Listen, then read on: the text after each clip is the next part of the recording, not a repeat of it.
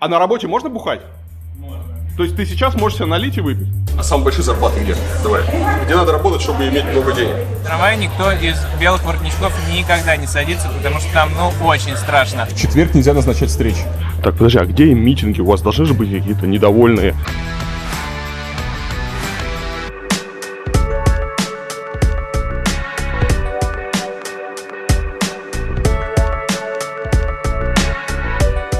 Подожди. Это что? Это наш комната, тут, правда, наш беспорядок сегодня, но вообще здесь... Заходите.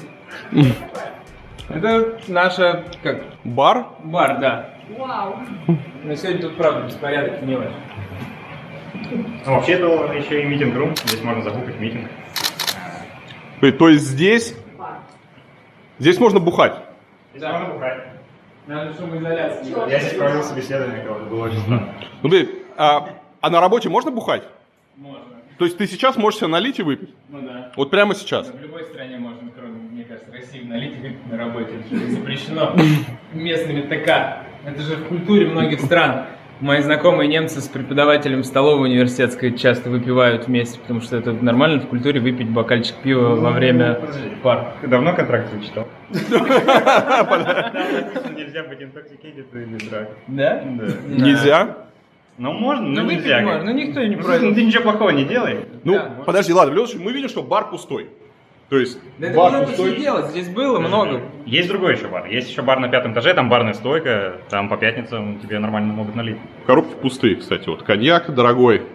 Блин, было. Было. Сразу видно, да, что почему много русскоговорящих много в лифте. И пустой бар. А это видно, что у вас здесь неделю назад был митинг.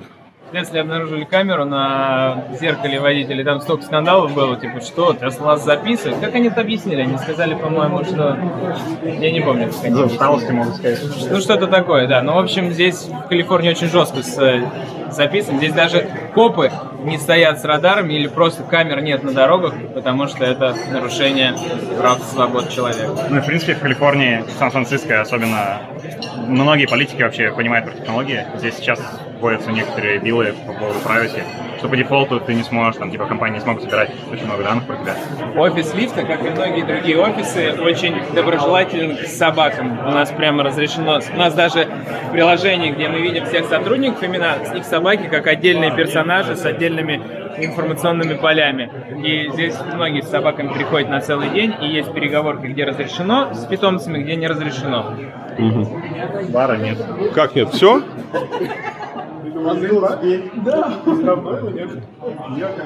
Ну я не так много пью на работе. Все? Нет бара? Здесь была барная стойка. Здесь были Слушай, ну грустно. Обеды у вас бесплатные. Да. Невероятно. Ну, в смысле, Яндексе получше. Прямо так А ты в Яндексе работал до этого? работал, да. И в Яндексе лучше кормят. Лучше кормят. Расскажи про трамвай участок. Если ты хочешь собрать самых колоритных персонажей Сан-Франциско, зайди, можно даже в район Тендерлойн не идти, где они обитают и живут. Ты можешь просто сесть в трамвай. В трамвае никто из белых воротничков никогда не садится, потому что там, очень страшно. Еще вариант автобус, но это такой средний, потому что у всех малообеспеченных, сильно малообеспеченных, есть бесплатные проездные на общественный транспорт, и это сильно сказывается. Сан-Франциско – лучший город общественным транспортом в Америке. Но на трамвай лучше не садиться. Лучше на общественный транспорт не садиться. Почему самокаты и Америка не очень сопоставимы? Проблема в том, что американцы не воспринимают самокаты как что-то, на чем взрослый человек сядет и поедет. Они воспринимают как подростковый транспорт. Это первая проблема, которой здесь сталкиваются самокатные стартапы. И вторая проблема в том, что расстояние... Сан-Франциско очень неправильный, не американский город. Здесь все создано для пешехода. На самом деле большинство городов Америки создано для больших машин, широченных, с большим баком и мотором. И там концепция скутеров очень сложно уживается. Тоже, потому что людям далеко ехать. Хотя скутер электрический, это создает хоть какой-то бенефит. Почему все делают акцент на скутеры, а не на велосипеды, в первую очередь? Потому что производство скутеров гораздо дешевле, и стоимость одного скутера дешевле, и расставить их по городу и обслуживать легче, чем велосипеды. Поэтому сначала началась эра электрических скутеров, и только постепенно все компании начинают добавлять велосипедный бизнес, как вот это сделал Jump Uber, и это делает Lyft со своим велосипедом. Лето один из самых холодных сезонов, потому что из-за разницы температур на океане, который ровно у нас здесь сбоку находится, вода и ветер с океана ледяной, и теплый воздух с континента создают туман, и Сан-Франциско окутывается туманом где-то с 6 вечера до 10 до 11 утра. И все время холодно все лето. И только осенью, в октябре и ноябре становится отличная летняя погода, потому что ветер становится тише с океана и становится очень тепло, хотя с точки зрения активности солнца оно ниже. Нам рассказывали, что в Lyft есть платформа, которая позволяет другим компаниям присоединяться. И то есть, вот, допустим, Илон Маск захотел сделать Tesla, чтобы Tesla ездили и диспатчили водителей, но у него нету возможности найти столько пассажиров и создать приложение удобное, и чтобы люди хотели ездить на Tesla, то мы есть платформа. Если вдруг Илон Маск захочет с нами партнериться, он сможет диспатчить нас, пассажиров, на Tesla. То есть сейчас так сделал Waymo. И теперь гугловые тачки будут ездить через платформу Lyft. Автоматически. Сами, да, self-driving в Фениксе. А сейчас компания Aptiv, другой стартап, уже если ты в Вегас приедешь, ты сможешь в Вегасе взять тачку Lyft, и там будет self-driving, и она сама тебя отвезет. Да ладно? Да, приезжай в Вегас обязательно. То есть уже в Вегасе такси автономные? Да. Ну, часть по прямой вот этой, по улице ездит. Ну не поворачивает. Не, поворачивает. В отеле заезжает. Ну, попробуй. У водителей на лобовом стекле стоят такие ампы, и когда они подъезжают, у тебя в приложении написано «Жди желтый амп» или «зеленый», и он, соответственно, в этот цвет загорается, и ты видишь на улице какого цвета, чтобы 10 лифт-автомобилей отличить друг от дружки, которые для тебя, которые для кого-то другого на этой улице стоящего. Окей. А ты откуда вообще приехал? Из Сингапура. Ну, а до этого? Ну, из Москвы. А, то есть ты из Москвы поехал в Сингапур работать? Да. Ну, жарко. Нет, я из Таиланда поехал в Сингапур. Так, Я жил в Таиланде. Тебе сколько лет? Сколько мне дашь? Ну, не знаю, лет 25. 28. 28, окей. Да. То есть ты жил в Таиланде? Да, мы жили в Таиланде, потом вернулись в Россию с супругой и поняли, что зима холодная, надо попробовать что-то поэкзотичнее. И нашли знакомого в Сингапуре, который искал себе коллегу. Так, на 2 года я уехал в Сингапур. А там, где работал? Там небольшой стартапчик был.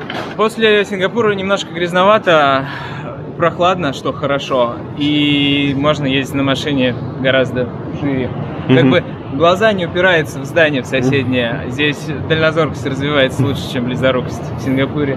Слишком все близоруко. У нас здесь было в октябре или в ноябре горели леса, и мы ходили все в кислородных масках пару недель, потому что смог стоял, как будто бы мы в Сингапуре живем, а не в Калифорнии. В прошлом году был один из самых сложных пожаров, которые они тушили, из-за того, что у машины пробило колесо, и она ехала, получается, диск пробил резину, сделала искру, трава загорелась, они тушили очень долго, недели. А что лучше, Uber или Lyft? Конечно, в лифте есть душа. А у Uber есть велосипеды. В лифте тоже есть велосипеды. Да? В Сан-Хосе на этой неделе появились велосипеды наши собственные, брендированные. Да ладно? Но если говорить про вообще рынок, то Lyft является самым крупным провайдером велосипедов, в отличие от Uber. Lyft же купил Motivate, а это все велосипедные станции по всей Америке. Ford Go Bike здесь, в Америке, в Нью-Йорке City Bike и так далее. Это все Lyft купил? Это все принадлежит Lyft, поэтому велосипедов у Lyft очень много. А теперь мы запустили велосипеды как джамп-байки электрические, только свои, конечно же, лучше. И скутеры уже по всей Америке тоже наши лежат. Какие скутеры? Я скутеры не видел. Они в Сан-Франциско лицензии не имеют, но если ты будешь в Лос-Анджелесе, то ты их обязательно увидишь или во многих других городах.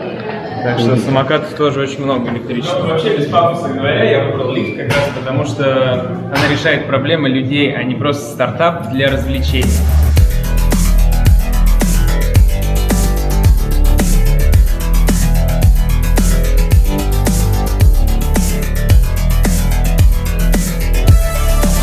Мы с вами находимся в штаб-квартире Uber в Сан-Франциско. Привет. Как ты дошел до жизни такой? Ну, я очень долго хотел найти продукт, которым я пользуюсь сам, и поучаствовать в его разработке и улучшении. Uber оказался на Ты приехал в Сан-Франциско. Да. и походил по разным офисам и решил, что ты будешь работать в Uber. Ну, в общем, почти было так. Ты же рейтинг можешь себе поднимать? Нет. Ты же знаешь... Нет, я могу это сделать один раз. Да ладно, подожди, это как? Это я поднимаю себе рейтинг, и меня увольняют. Я понял. Не, серьезно, у нас был товарищ, который за 2 недели до того, как у него был год, он посмотрел лично данные или поездки SEO компании. Вот. Его вывели по белой рученьке, он больше не работает. Как у вас все скучно. А самые большие зарплаты где? Давай. Где надо работать, чтобы иметь много денег?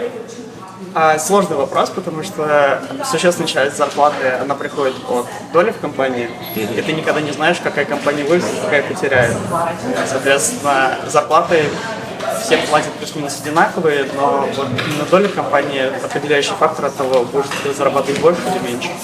У нас Отпуск. Сколько отпуск? У нас безлимитный оплачиваемый отпуск. Это что есть безлимитный оплачиваемый отпуск? Ну, на самом деле, это трюк, потому что, в целом людям очень нравится тут работать, и у компаний у них есть проблема с тем, чтобы смотреть, сколько человек отгулял отпуск. Если он гулял меньше, ему нужно какое-то количество денег выплатить и так далее. Ну, меньше, смотри, минимальный отпуск это сколько? 0.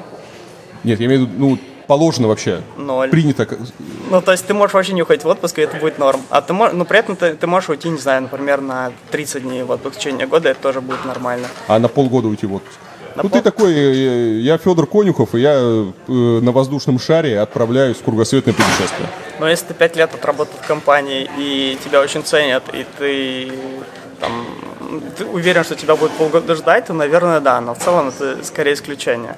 Просто идея в том, что ты можешь взять неделю или 2 недели отпуска в течение года, а потом ты можешь через какое-то количество времени брать по дню, по 2, по 3, и особо не париться на тему того, что нужно что-то в системе сделать или как-то считать эти дни. Ты просто говоришь начальнику: слушай, я устал, мне нужно пару дней отдохнуть. И чаще всего он говорит: окей. Когда у тебя отпуск, тебе билеты оплачивают, ты говоришь: я еду в Москву, в санаторий. Зачем? Ну я же сам себе должен их оплачивать, разве нет? Не, мало ли, некоторые компании оплачивают. Я слышал, что если ты работаешь в Аэрофлоте, там что-то подобное может происходить. Но так как мы транспортная компания, но самолетов у нас пока нету. Поэтому нет. Здесь все сам. Но есть велосипеды. Есть велосипеды. Это у каждого фит сколько лет он работает? Да, и сколько человек лет работает. То есть ты работаешь 4 года, тебе вешают шарик 4 года? Да. И все знают, что ты 4 года работаешь? И все это отмечают и радуются. Здесь ваш отдел бухает? Ну, здесь кто-то бухает, да. Ну, подожди, то есть это же ваш отдел. Ты здесь работаешь? Нет, я на 4-м этаже.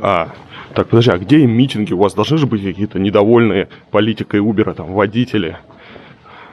Ну, не знаю. Они вас не проводят здесь? Здесь нет. Знаешь, у нас здесь есть митинги с водителями, которые сюда приходят, и мы собираем фидбэк с них. Это все очень мирно проходит. А сколько этажей здесь у Uber? Ну, Uber здесь, по-моему, с 4-5, и дальше будет, скорее всего, с 9 по 22. То есть ты даже не знаешь, сколько у вас этажей? Я не знаю, да. Но я был на 10, 11, 15. Слушай, а по идее же, смотри, у Uber много, как у Google, у них же много офисов по всему миру. И ты можешь работать из любого офиса. Или нет? Мы устроены так, что у нас, по сути, под Uber большое количество маленьких стартапов. Мой стартап называется «Программа лояльности». И в моей команде не только мобильные разработчики, как я сам, у нас есть и бэкэнд-инженеры, и продакт-менеджеры, и дизайнеры и так далее. То есть мы такая маленькая компания в компании. Соответственно, в теории я могу, конечно, поехать в другой офис. У нас есть один чувак, который работает из Канады. Но это скорее исключение. Чаще всего мы считаем, что коллаборация происходит наиболее эффективно, когда мы все вместе сидим друг с другом и хотя бы какое-то количество часов в день работаем вместе. То есть я могу прийти на работу поздно, уйти рано, в этом нет никакой проблемы. Но какое-то количество часов желательно, чтобы я был в офисе. Также сегодня четверг, у нашей команды так называемый день без встреч. В принципе, это тот день, когда я могу работать из дома. Подожди, в четверг нельзя назначать встречи? Нежелательно, скажем так. Ну, то есть, по умолчанию мы стараемся не назначать никакие встречи на четверг, но если случилось что-то из ряда вон выходящее, или у нас там релиз скоро, конечно, мы можем это правило немножко задвинуть. Повсюду гей-парад. А Uber как-то отдельно в этом участвует? Смотри, тут прямо целый... у вас будет своя колонна. Ага. Так, и здесь висят... это фотографии с других гей-парадов, в которых Uber принимал участие. Вообще, в прошлом году Uber Uber был признан одной из лучших компаний для работы здесь разным людям, скажем так. Слушай, а расскажи про Jump.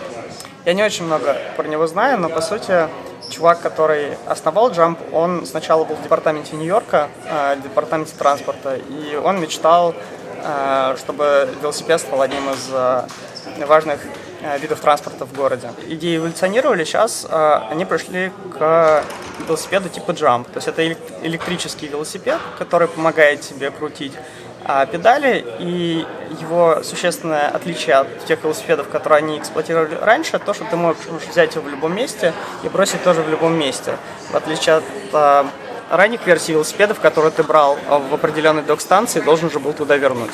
Причем с велосипедом была очень интересная история, что первые лет 5 они были никому не интересны, деньги поднимались огромным скрипом, а потом в какой-то момент эта тема взлетела, и в так называемый New Model Transportation, к которому относятся велосипеды, скутеры, сразу было огромное внимание, и кучу денег в них стали вливать. Тогда же появился Lime, Bird, тогда же Uber купил Jump, а Lyft купил вот эти Ford Go Bike и другие велосипеды, которые есть в Америке. Что круче, Uber или Lyft? Ну, конечно, Uber. Что с летающими автомобилями? Буквально на днях был Uber Air, двухдневная конференция, где они анонсировали, во-первых, такой электрический летающий гибрид, который, ну, как вертолет, только он больше на квадрокоптер, наверное, похож, который, предполагается, через несколько лет будет реально перевозить людей. И также был анонсирован дрон, который вместе с Макдональдсом Сан-Диего в ближайшем будущем должен доставлять еду. Вообще, Uber Eats сегодня празднует миллиардную доставку. Миллиардную доставку. Да, поэтому... А как происходит празднование?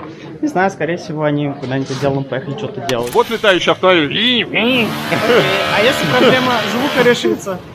Не решится никак, это же физика. Да, но смотри, новые там мавики, они же гораздо менее шумно, чем... Нет, Они смотри, работают над абсолютно так же, невозможно. Ты не можешь, это вопрос физики, потому что когда у тебя работает... правила суровы, то есть вот эта линия, вот здесь можно сделать видео, а здесь уже нельзя.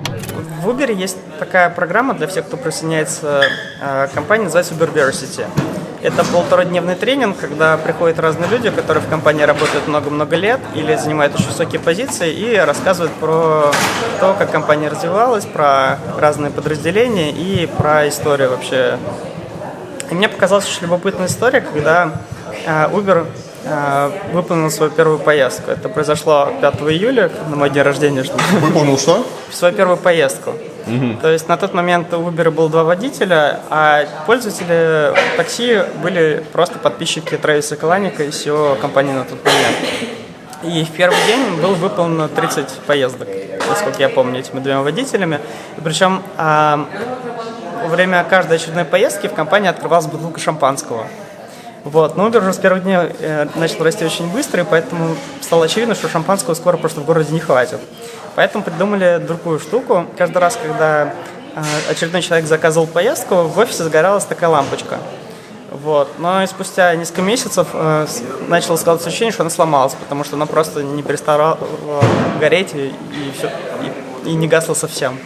Вот. Ну и далее, когда Uber изменил свою концепцию с черных лимузинов, которые ты берешь по стоимости обычного такси, а в современную концепцию, когда ты просто можешь взять любую машину за очень высокую стоимость, где-то за треть того, что ты платишь обычному такси, уже рост стал совсем неприличным. То есть там буквально от нескольких сот тысяч поездок мы пришли к 2 миллиардам за первые, там, по-моему, 4 или 5 лет. Сколько сейчас в день поездок у Uber? Это число где-то между 15 и 17 миллионами. Это количество поездок по всему миру. В день? В день. Да, и это примерно 5 миллиардов в год. Программа лояльности, на которой я работаю. Здесь видно экран программы лояльности, мой текущий статус платиновый, сколько мне нужно, чтобы достичь следующего Diamond. И что это дает? Каждый раз, когда я беру поездки, я получаю очки. Эти очки потом превращаются в $5, когда я достигаю 500. И также здесь есть другие бенефиты. Price Protection on Route, то есть я могу выбрать свой любимый маршрут, у меня там будет фиксированная цена, то есть выше какой-то определенный. Есть Flexible Cancellations, какое-то количество раз я могу бесплатно отменить. и перезаказать такси в течение 15 минут. Мгм. Всякие другие. Слушай, ну что, Юр, спасибо. Было очень интересно. Удачно тебе поработать. Значит, как договаривались, мне рейтинг в Uber нужно приподнять. Окей? Бери много такси, все хорошо.